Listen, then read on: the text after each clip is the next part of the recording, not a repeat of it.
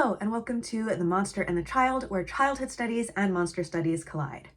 I am Dr. Kathleen Kellett, and this is finally part 2 of The Queer Child Shapeshifter. Part 1 was all about Nimona by N.D. Stevenson. I love that character so much that I couldn't resist doing an entire video on her.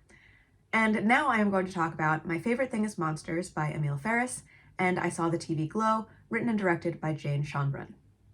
You don't need to watch the Nimona video before watching this one, but I certainly recommend checking it out when you're done here. This video is also part of my Monsters of Childhood Innocence series. Since I've gotten an influx of new subscribers since the last video in that series, which, hello, thank you for joining us, I figured I would do a very quick recap of some of the main concepts that we're dealing with here. So I am looking, as always, at childhood innocence as a socially constructed idea. Childhood itself is socially constructed. That is to say, while obviously humans start as babies and then progress in stages through childhood towards adulthood, the way those stages are interpreted and therefore treated by society varies from culture to culture. When does childhood begin and end? What knowledge should children have and how do they acquire it? Are children inherently good or bad? All of these questions have had varying answers across time and space. Of course, the answers to these questions have profound material impacts on kids' lives. They determine who interacts with kids, how kids are educated, and where kids physically spend their time. So socially constructed definitely doesn't mean not real. All of this stuff organizes our lived experiences. But social constructions are not universal, and they are not immutable. They derive from human culture, and human culture is always in flux. For more specific history on the social construction of childhood innocence, you can check out my first video in the series, but suffice it to say that in the contemporary Western world, and in many cases a lot of the rest of the world as well as part of Western globalization, we have landed on a collective understanding of childhood as a time of innocence. Innocence can mean absence of guilt, it can mean ignorance or lack of experience, and it can mean the presence of moral purity. Childhood today generally winds up as a site where all of those are combined and conflated. Some sources for further reading on this subject are in the works cited in the description. Childhood is also a major site of cultural anxiety because innocence is imagined as quite fragile. Lots of cultural categories and identities have been perceived as threats to this innocence. Even mere knowledge of certain topics can be seen to destroy innocence, because remember, one of the associated meanings of innocence is ignorance. And since all of those meanings get mixed up together, we wind up with a situation where if you know too much or know about the wrong things, you're no longer morally pure, or even free from moral guilt. One of these categories that is perceived as a threat to childhood innocence is queerness. So where does that leave you if you are, in fact, a queer child? Historically, nowhere great. Queer child is often seen as a contradiction in terms. If childhood means innocence and knowledge of queerness destroys innocence, then you literally can't embody both at the same time. At least so say the social constructions. In reality, there are plenty of people who are both queer and children, and these constructions leave them in a very precarious position. But what about the monsters of it all? Well, monstrosity is a metaphor that has been used in many ways across cultures to represent our cultural anxieties, those things that we perceive as threats.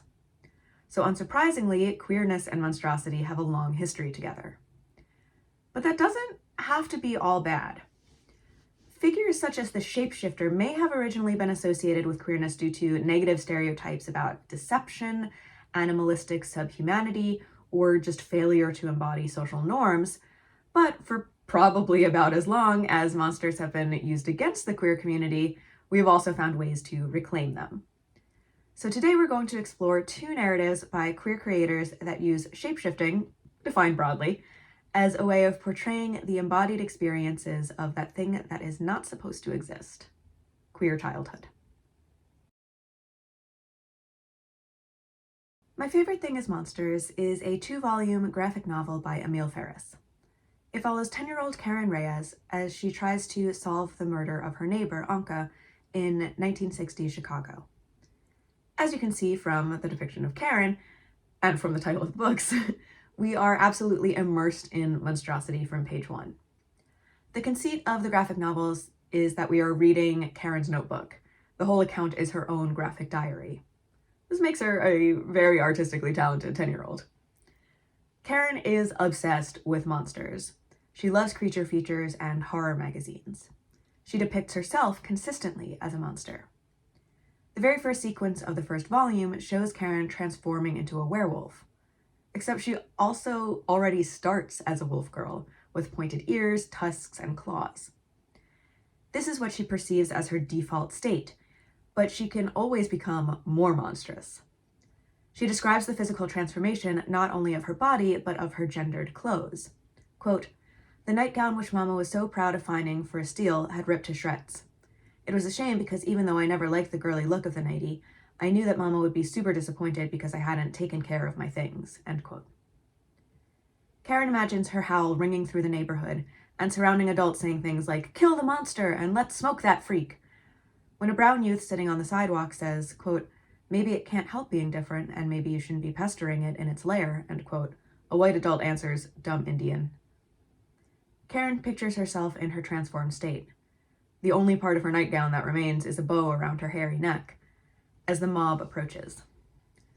But then she awakens from her dream and crawls into bed with her mother, no longer hulking, but still a wolf girl. She explains, quote, "What freaks me out is that one day they could turn me into one of them. M.O.B, mean, ordinary, and boring," end quote. Monsters help Karen make sense of her world, and they help her identify herself with the people who live on the outskirts. She draws Anka, her murdered neighbor, as a ghostly blue, which she did even during Anka's life. She explains, quote, "She wasn't actually blue, but she always looked as if she might start crying at any minute," end quote. Her neighbor and friend Franklin naturally resembles Frankenstein's monster. Franklin in the second volume changes her name to Françoise, whereas in volume 1, her trans identity is implied for the reader, but is a bit over Karen's head. Karen's ex-best friend, Missy, appears as a vampire, but only when she is being nice to Karen. Missy and Karen used to love monster movies and magazines together, and they each chose monsters that they most identified with. However, Missy's mother severed the friendship because she declared Karen to be a bad influence, because of all that monster stuff, but also clearly because of her noticeable queerness. A lot happens in My Favorite Thing is Monsters, and all of it is very heavy. In trying to solve Anka's murder, Karen begins listening to tape recordings of Anka recounting her life experiences as not only a Holocaust survivor, but a survivor of extreme sexual abuse and exploitation as a child. Meanwhile, Karen's mother is diagnosed with cancer, and her brother Dees, who cares deeply for Karen but has an explosive temper, has dangerous secrets of his own. A lot of the second volume revolves around Dees's criminal dealings. Meanwhile, all of this spools out against the backdrop of the civil rights movement. The assassination of Martin Luther King Jr. takes place in the first volume, and general social upheaval in working-class Chicago. So I'm not going to go into nearly everything that happens in these books, and I'm actually going to focus primarily on just the first one. But if you haven't read them and want to check them out, know that they are a serious undertaking. A lot of My Favorite Thing is Monsters revolves around Karen's uneasy relationship with knowledge. Many people keep important secrets from her, not least of all her mother and Dees. Karen fashions herself into a detective to investigate Anka's death, but she is also a detective in many other aspects of her life. Her family history, her mother's illness, Dees's guilt and morality, and of course her own identity.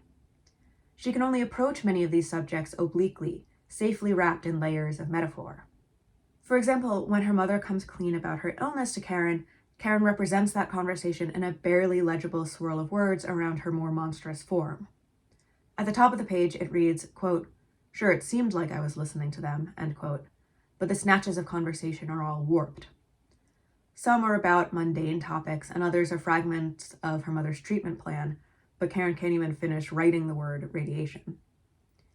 Dees and their mother's denial are also represented at the bottom of the page, as they both declare that she will be fine, and Karen goes on to concoct her own denial through monsters. She decides to find a way to make her mother undead. Karen wants to know things, and she hates the people, especially her family, hide information from her because she's a child, but she also does plenty of her own evasion from painful knowledge. With that said, Karen is very aware of her own queerness, but this too she expresses primarily through her relationship with monsters. She remembers the last sleepover she had with Missy when they were still best friends. During their sleepovers, the two of them always watched monster movies and then went to bed holding hands. On the last one, they watched Dracula's Daughter, where, quote, there was this one part where Countess Dracula kidnaps this woman named Janet, end quote, and Missy says wonderingly, I think that the Countess almost kissed her, finishes Karen. That night, Karen and Missy become blood sisters, pricking their fingers and holding them together. Karen draws the blood in the shape of a heart. While Missy is sleeping, Karen kisses her hand, and Missy sleep talks, I love you, Care. I love you so much. In the morning, Missy asks, Karen, do you think that a girl could become the bride of Dracula's daughter? Karen answers, if they love each other, then why not? It was after this night that Missy's mother called Karen's mom to complain about the horror movies that the girls had watched. She says, quote, that junk. I really should not be surprised as people of your class never protect their kids from bad influences, end quote. Monstrosity is queerness, and queerness is monstrosity, at least to Missy's mom, but also to Karen herself.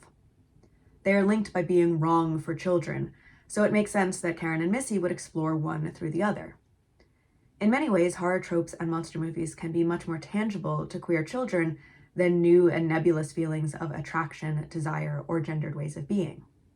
At least they can see the vampires and werewolves on TV. In my Nimona video, I talked about Catherine Bond Stockton's The Queer Child, or Growing Sideways in the 20th Century. Stockton explains that growing up is a trajectory on which queer childhood cannot remain. The non-sexual yet still future straight, capital C child, that is, the child as ideal, as symbol, not as real person, that figure is expected to progress through developmental milestones that lead them to a heteronormative future. But for the child who already cannot embody a heteronormative present, there is no choice but to grow sideways, become something other than either child or adult. So, other than human, really. This sideways growth is frequently experienced with great anxiety, as the child fears the future they cannot fit into, but also cannot envision the future that they actually will inhabit, as it has no blueprint or socially sanctioned script. Monsters can easily become a way of imagining and contextualizing this sideways growth, as we see with Karen. If all you know about your own identity is that it is off limits for a human, especially for a child, then the category of monster makes a lot of sense as a stand-in. Shapeshifters in particular illustrate aspects of queerness that may be keenly felt by children. In The Werewolf as Queer, The Queer as Werewolf, and Queer Werewolves, my kind of title, Philip A. Bernhardt House explains, quote, while vampirism offers the possibility of transcending the human condition, lycanthropy appears like a step not only backward, but downward on the evolutionary scale into the dirt and excrement of earthly existence, a world both visible and distant from ordinary human operations, end quote. Karen is clearly aware of the ways in which she is seen as backward and downward in society. It's not only a matter of her queerness, but her race, her absent father is Latino, and her class, as her mother is a hillbilly from Appalachia. Her difference is embodied, not otherworldly. But despised as she may be by the M.O.B, she also uses her werewolf identification as a source of power, really her only source of power. Bernhardt House writes that, quote, the werewolf's form changes constantly and unexpectedly, end quote, which makes it, quote, a much greater threat to any enduring sense of identity, end quote. Threatening to the majority, yes, but comforting to Karen, who lives in fear of becoming one of the M.O.B as an adult. Being locked into one form of adulthood, which she experiences as hostile and grotesque in and of itself, is the source of her nightmares. As a werewolf, Karen does not have to experience that. She imagines that she can shift away from those traps of hegemonic identity that would await her if she were simply growing up instead of growing sideways. But this liberating aspect of monstrosity sometimes lets her down when it can't actually set everyone free from the march of time and the human life course. She is furious when monsters cannot save her mother from death, and she briefly turns against them, even though she still draws herself as a monster child. In grief, she is cut off from both the human and the monstrous. And if that isn't an absolutely devastating use of the monster metaphor, I don't know what is. Monsters and monster media are quite literally presented as a means of self-identification in these graphic novels. Karen only draws herself as a human once, very reluctantly, at her brother's insistence that she draw herself as she really is. This takes place right before she tells him, quote, "I like girls," end quote, and he responds by telling her to keep that a secret for her own safety. So how can she draw herself as she really is? She can't live the reality, so she needs the metaphor. Media and metaphor are often kids' only recourse for understanding themselves in the absence of opportunities to seek out real information about queerness. That absence is often heavily enforced due to the ways that childhood and queerness are constructed as incompatible categories. James Joshua Coleman and John M. Wargo explored this phenomenon in their article, Queer Civics, Hermeneutical Injustice, and the Cis-Straight Nation-State, Reading the Illusion of LGBTQ+ Inclusion Through the Queer Child. That's a lot of title, but the key phrase that they examine is that idea of hermeneutical injustice, which is the injustice that results from withholding knowledge in a way that prevents people, in this case children, from having access to language or context that would help them understand their own experiences. So if you're a queer kid and you experience attraction or gender in a way that you can intuit is not the way you're expected to, you may not be able to understand anything more than just that amorphous sense of difference if you've never been presented with information about the existence of queer identities. I mean, how are you supposed to come up with a full comprehension of that in isolation? Well, you're not supposed to come up with it, which is the entire point of withholding the knowledge in the first place. Coleman and Wargo explain that this capital C child is imagined as one who is, quote, in danger, one who is cisgender, straight, white, and innocent, end quote. Any acknowledgement of the possibility of a queer child, quote, functions within the cis-straight nation-state as a threat to futurity itself. The existence of the queer child highlights the fundamental truth that the child can be queered, and such queering disrupts the organizational logic of the cis-straight state, end quote. In other words, it all comes back to reproductive futurity. Nation-states, like the US, not only culturally believe in the primacy of the nuclear family, but they enshrine that belief into the functioning of its institutions, education, healthcare, the workplace, and myriad consumer markets. All of this is interpreted morally as good and right and necessary, and anything that threatens it is interpreted as evil or even monstrous. The child is both the precious product of these systems and the guarantor of their future. If that goes off the rails, if the child fails to progress from pre-sexual innocence to predestined cis-straightness, then the stakes are the nation itself. Of course, for many people, these ideas frequently remain unsaid, both because that's how social constructs work, but also because it sounds ridiculous when you lay it out like that. Though I suppose the political right doesn't think so, because they've really been running full tilt with the queers are the downfall of society, and especially the downfall of childhood thing for a while now. But it is genuinely absurd, you know?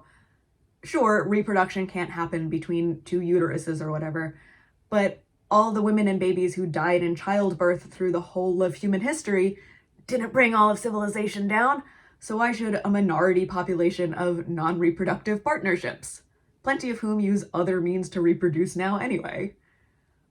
I didn't recognize my own queerness until I was a full adult, at which point I already had tons of queer loved ones, so the existence of homophobia didn't make me more upset once I realized it was also about me. I was already maximum angry at it because it was about my friends. But I have found that having these attitudes aimed at you does really highlight their absurdity, because I'm the downfall of society? Girl, where? I'm just out here trying to catch up with the laundry. I don't say that to be like, we're all the same in an assimilationist way. We do not and should not have to live out the same values attached to the cis straight nation, but like, we are all mundane. The risen ape and the fallen angel meet over a sink full of dishes. I think that's worth putting out there in this discussion of the queer monster metaphor. Obviously, monsters are my whole deal, and I find a lot of value in monstrous identification and reclamation in many cases, but what we shouldn't lose is our recognition that the whole thing comes from fundamentally a load of hyperbolic hysteria over the fragility of the status quo.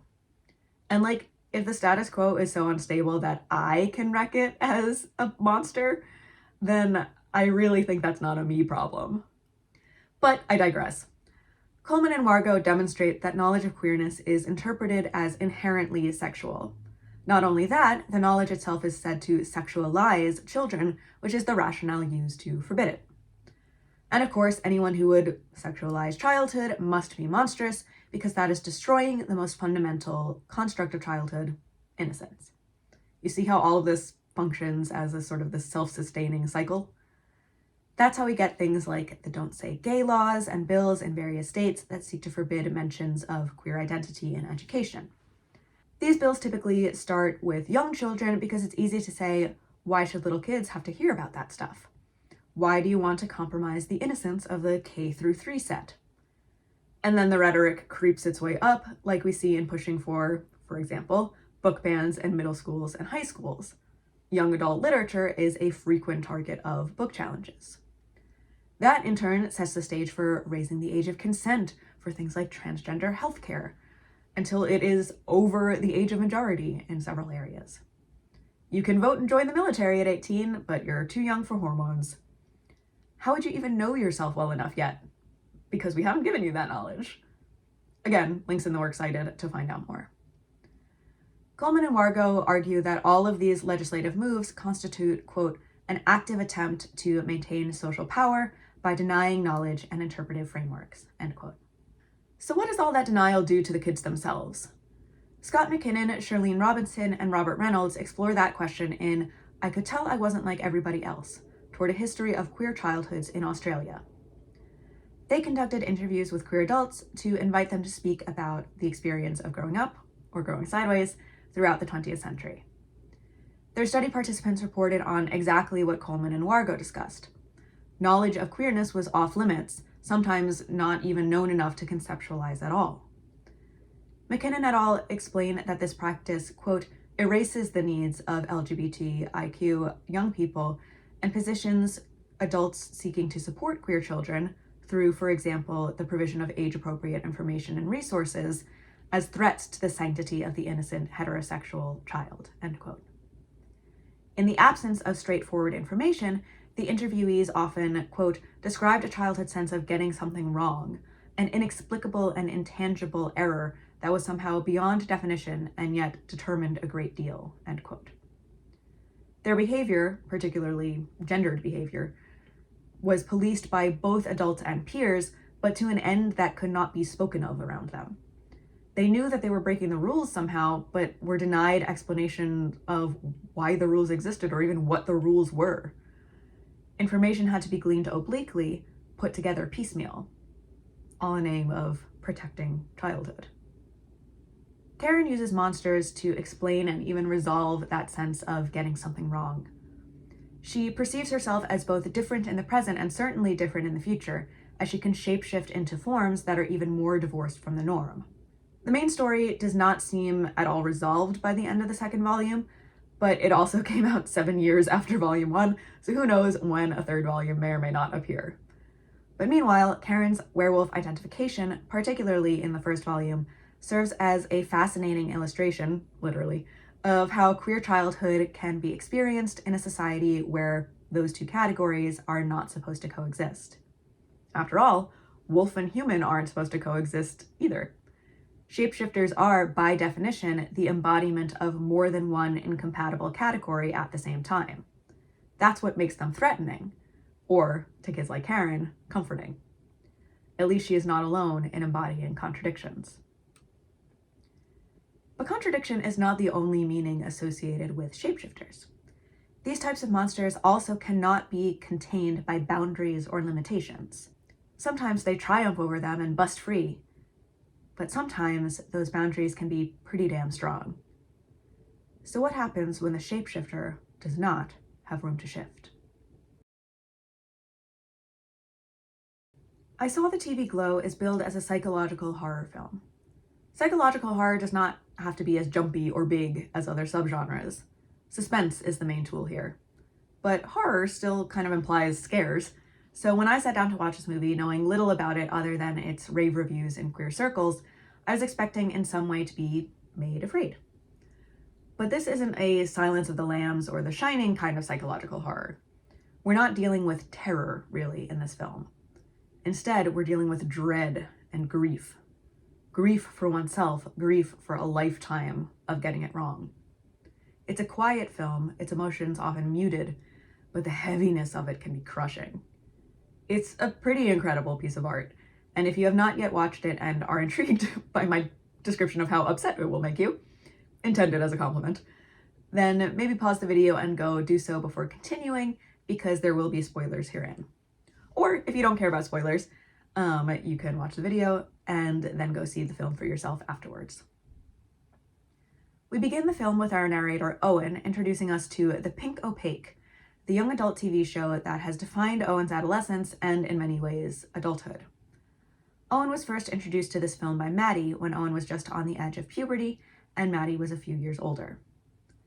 Owen sneaks out to watch the show at Maddie's house, and Maddie also provides Owen with tapes of back episodes, accompanied by her commentary on the lore and significance of the show's plot and characters. In The Pink Opaque, two girls, Isabel and Tara, are psychically connected, and they fight the forces of Mr. Melancholy, who has dangerous powers over reality. He can imprison his enemies in the Midnight Realm, depriving them of their true identities and making them perceive that they are living lives that aren't theirs.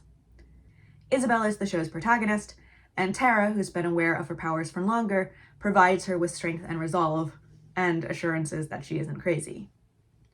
Owen and Maddie can relate to many things within this show, not least of all, the need for a friend who understands them. A couple of years into their friendship, based mostly around Maddie delivering VHSs to Owen, Maddie preemptively rebuffs what she fears may be Owen's advances by saying, quote, "I like girls. You know that, right? I'm not into boys," end quote. Owen isn't looking for that type of relationship with Maddie, so relieved Maddie asks whether Owen likes girls or boys. Owen responds, quote, "I think that I like TV shows," end quote. Put a pin in that one. Owen goes on, quote, "When I think about that stuff, it feels like someone took a shovel and dug out all of my insides. And I know that there's nothing in there, but I'm still too nervous to open myself up and check. I know there's something wrong with me. My parents know it too, even if they don't say anything," end quote. Owen and Maddie have obliquely discussed their issues with their parents. Owen's are overprotective, babying their teenage kid with early bedtimes. Owen's mom is affectionate, but at this point dying of cancer, an interesting plot point that this film has in common with My Favorite Thing is Monsters. Owen's dad, meanwhile, is distant and suspicious of his strange, quiet child. Maddie's mother, meanwhile, is described as apathetic at best, while her stepfather is physically abusive. Neither of them feel capable of trusting the adults in their lives, certainly not with personal information about themselves and their feelings. Owen asks if Maddie has ever felt that shoveled out feeling. At first she says she doesn't know, but then she adds, quote, "Maybe you're like Isabel, afraid of what's inside you," end quote. The Pink Opaque is the medium through which they can communicate with each other and with themselves, just as monster movies are for Karen. This is why I think that I like TV shows is such a significant line. Owen needs the layers of metaphor that a supernatural narrative provides. TV shows become a stand-in for Owen's desire and identity. The film is told in a non-linear fashion, so we already know at this point that Maddie goes missing soon thereafter. Maddie had offered to take Owen with her, but Owen is too afraid to go, particularly with a still dying mother. Maddie leaves only a burning TV in her wake, and The Pink Opaque is cancelled within the month. 10 years, including Owen's mom's death, pass in a blur. Owen is working in a movie theater when Maddie reappears. She explains that she has been inside The Pink Opaque, and she needs to go back. Owen rewatches the final episode of The Pink Opaque, in which Mr. Melancholy buries Tara and Isabel alive and traps their consciousness in the Midnight Realm after cutting out Isabel's heart. Mr. Melancholy shakes up a snow globe that features Owen's younger self as Isabel loses consciousness. Owen proceeds to completely lose it. Justice Smith, who plays Owen, is very good at portraying the pressure cooker about to explode wheezing panic in this moment. Owen's father has to stop his child from smashing headfirst through the TV set. Owen represses all of this enough to meet Maddie again the following night. Maddie tells her story. In the 10 years since running away, time began to pass too fast, too artificially. Her life felt empty and incorrect. Maddie gets in a coffin and pays someone to bury her alive. At first, she predictably regrets this decision, but when she finally loses consciousness, she wakes up as Tara. The Pink Opaque is real, and everything she has been through as Maddie is just the dark hallucination of the Midnight Realm. What's more, Owen, she claims, is Isabel. If she buries Owen and herself alive, they will return to their true selves, psychically connected once more. We have seen the younger Owen in Isabel's clothes with Maddie. Cosplay or real memory? Owen doesn't know, but Owen also doesn't follow Maddie to the grave or to rebirth. Maddie leaves alone, never to be seen again. And time continues to pass. Owen's father dies, and Owen inherits the house. Quote, "I decided to stay in the house. It was time for me to become a man, a real adult, a productive member of society." End quote.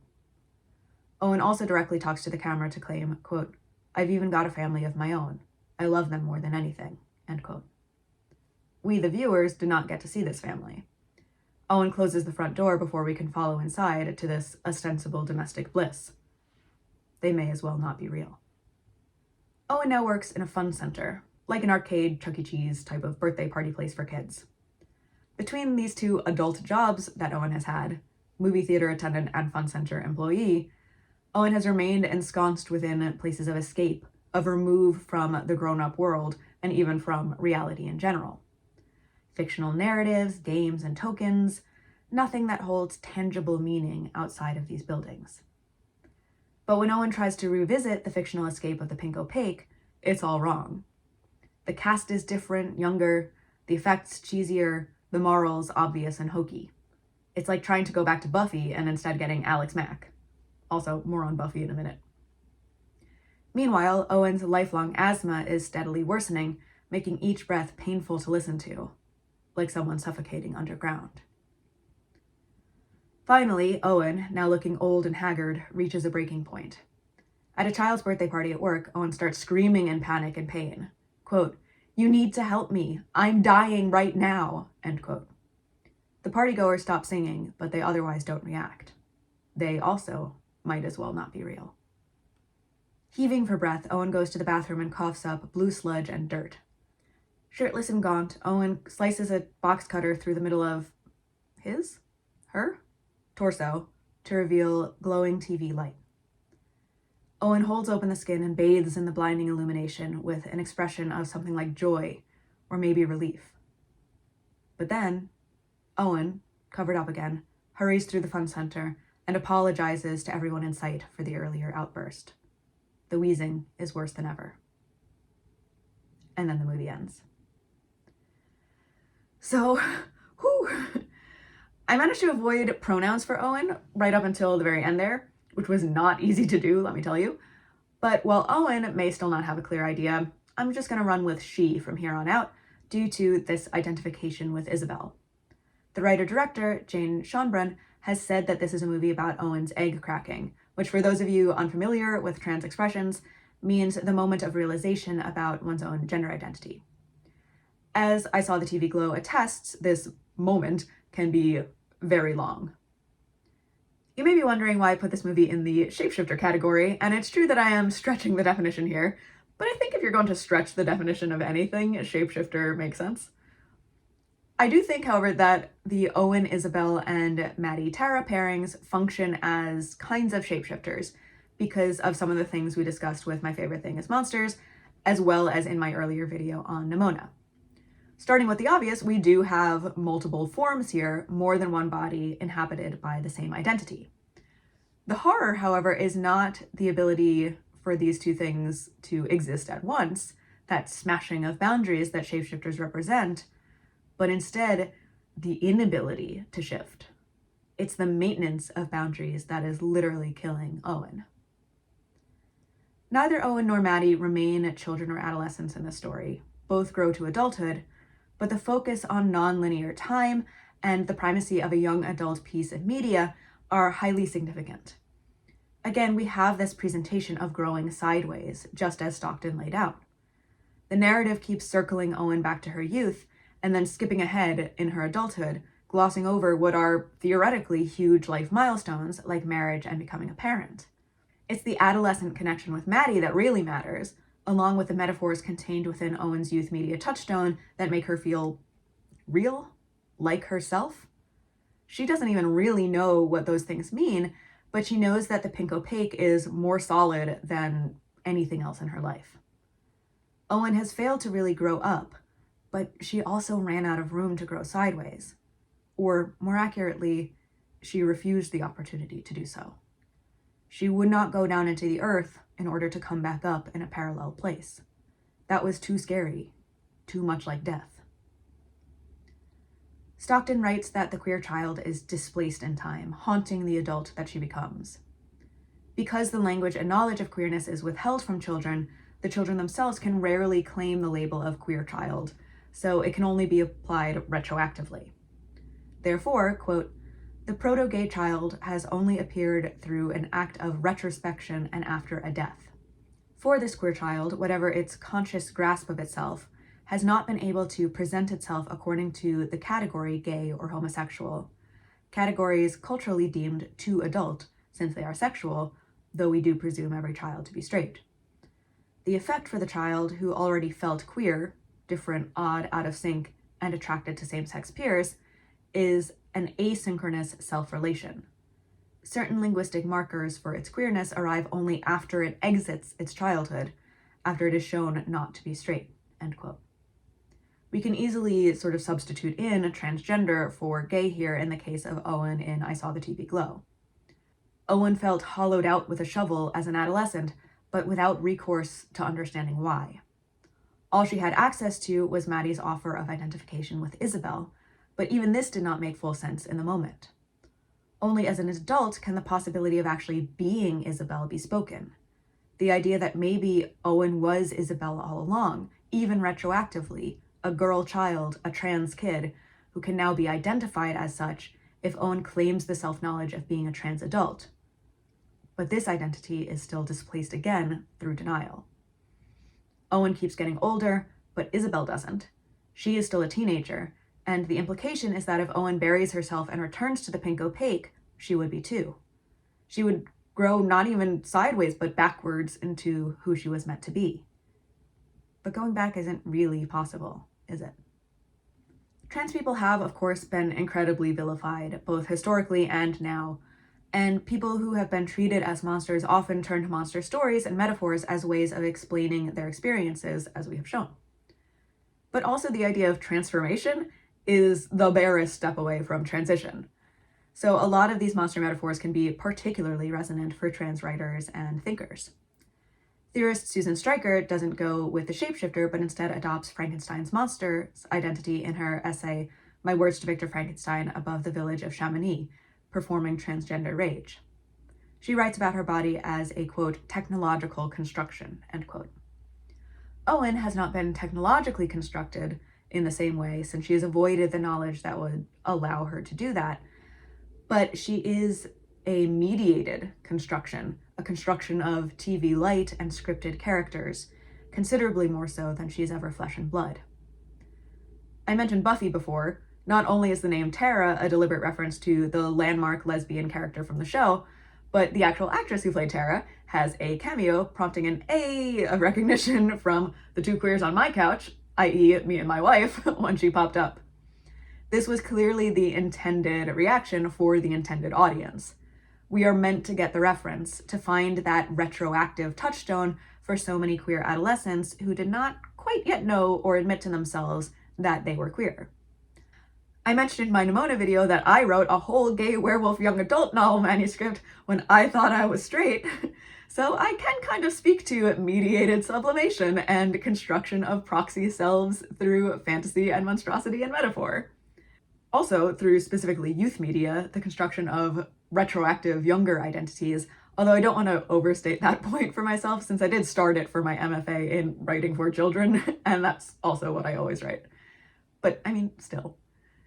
Stryker connects with Frankenstein's monster, Karen and I connect with werewolves, and Owen connects with a magical girl with the power to fight off the monstrous Mr. Melancholy.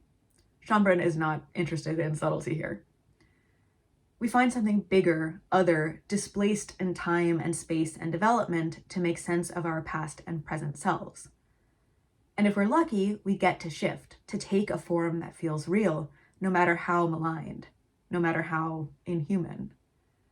But as long as we keep withholding knowledge and context of queerness from kids, as long as the categories of queerness and childhood remain culturally incompatible, boundaries will remain in place around those kids who need to shift, to become something beyond the standard expectations.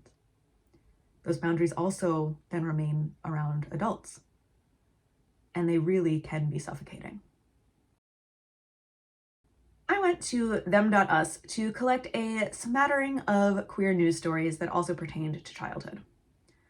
Here are the past 5 as of this writing, which were published between October 30th and November 10th, 2025. Number 1, report. Trump admin to propose blocking hospitals from offering trans youth care. Number 2, trans teen awarded 5-figure settlement from Washington School District over assault. Number 3, Texas court approves partial drag performance ban. Number 4, woman crashes out at school board meeting over queer teacher bringing husband's brownies to class. And number 5, Maine parents demand town board break the law, bar trans kid from basketball team. 4 of the 5 involve denying resources or knowledge about queerness to young people. The one about trans healthcare reports on drafted proposals for, quote, rules that would prohibit Medicaid and Medicare programs from funding gender-affirming medical care for people under 19 years old, end quote. So that stretching of the category of childhood is in full effect here, as now the federal government is seeking to expand the denial of care beyond the age of majority. These drafts were obtained by NPR and had not yet been filed. The drag performance ban, meanwhile, is already being enacted and has been upheld by a federal appeals court for enforcement in Texas. This ban, quote, currently criminalizes performances in which a performer is nude or appeals to the prurient interest in sex in a public setting where minors might be present, end quote. In 2023, this ban was blocked by the appeals court on the grounds that not all drag is sexually oriented, but now it has been unblocked, but only for enforcement against legitimate sexual drag, which really begs the question of sexual according to whom. The language of this ban is vague and broad. Many, including myself, would argue deliberately so, but one thing that it's clear about is its stated purpose of protecting minors. The brownie story is on its face the most ridiculous one, but at least it didn't result in any action taken against the teacher who brings his husband's baked goods in for his students. However, it's worth noting that the woman who complained began her statement to the school board by quoting the Bible, specifically Matthew 18:6, quote, whoever causes one of these little ones who believe in me to stumble, it would be better for him to have a large millstone hung around his neck and be drowned in the depths of the sea, end quote. So, great. Meanwhile, the hubbub in Maine is literally over a student who wants to play on the 3rd and 4th grade basketball team. I guess targeting an elementary school kid for wanting to play sports on a team that has no actual need to be sex segregated anyway because these kids are prepubescent doesn't count as causing a little one to stumble, but I have to imagine it causes a little one a considerable amount of pain. That brings me back to the story about the teenager awarded a settlement for having been physically assaulted by peers as a 13-year-old in 2021. The kid's family brought a suit against the school board because the school had been aware of the bullying environment and failed to adequately act on it. So story after story centered around the notion of protecting kids from puberty blockers, brownies, drag, and the big bad other 10-year-old on the basketball team, And yet, who is really protected? Are the protected kids in the room with us right now? Because all I see are stories about real kids getting hurt. But as long as those categories of childhood and queerness are constructed as mutually exclusive, then that's not how the arguments are framed. The kids getting hurt by virtue of being queer don't count as kids. There's something else in a child's guise, an imposter, a shapeshifter. Okay, so having just made myself really angry and upset, I'm still going to say that we can't despair. These narratives and metaphors are powerful, but so are the people who take these narratives and metaphors and make them their own, like Emil Ferris and Jane Schoenbrun. Neither My Favorite Thing is Monsters nor I Saw the TV Glow is media for children. Instead, it is media for adults who can recognize these cultural touchstones in the forms of creature features or Buffy-esque coming-of-age dramas, and then use them to understand childhood better. Plenty of adults, queer and otherwise, have come to reject the notion of the incompatibility of queerness and childhood. That's why you have things like a teacher who brings in his husband's brownies to school, and parents who fight for their daughter's right to play, and I cannot stress this enough, elementary school basketball. That's why journalists and doctors and some policymakers are fighting back against withholding gender-affirming care from young people. As bleak as it's been out there, and God knows it's been bleak, withholding knowledge of queerness from children is getting harder and harder. As the characters we've discussed today show, denial is a powerful force, but ultimately, it's really hard to unknow something that has become known. Maybe someday shapeshifters won't be a good metaphor for queer childhood anymore. I love werewolves more than I love most things, but that's a worthy goal to work towards. Until that day, what adults can do, along with queer young people who have, against the odds, come into knowledge of themselves, is weaken those boundaries of hermeneutical injustice for the kids in our communities. Speak up for kids to school boards and policymakers, and make the knowledge you have as accessible as possible.